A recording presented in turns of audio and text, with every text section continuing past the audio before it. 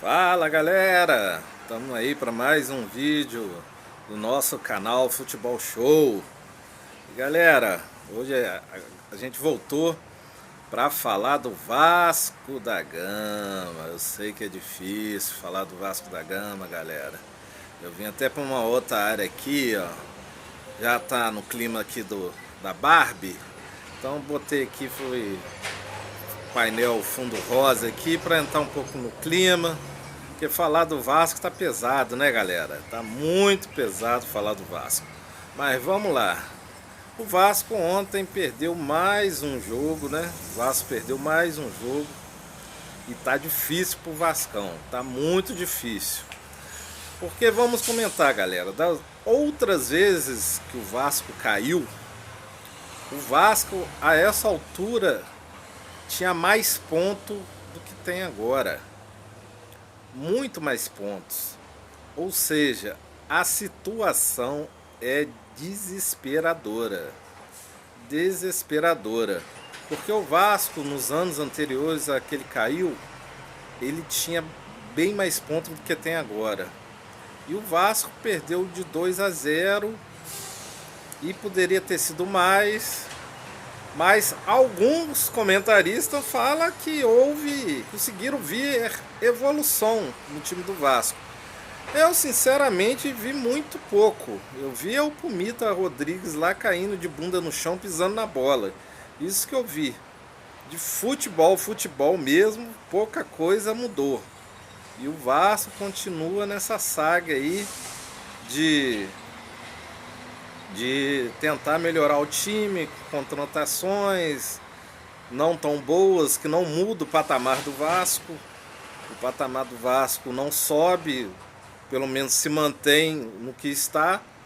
Não cria expectativa para o seu torcedor de que vai melhorar as coisas. Pelo contrário, cada rodada a coisa piora.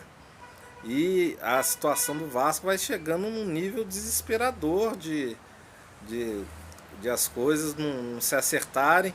Para você verem o nível de desespero do Vasco, o Vasco não fez nenhum gol em São Januário no Brasileiro ainda.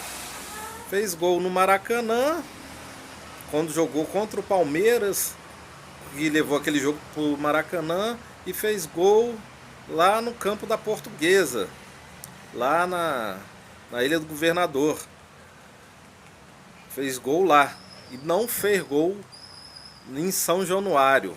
Quer dizer, jogar em São Januário para o Vasco está sendo um tormento.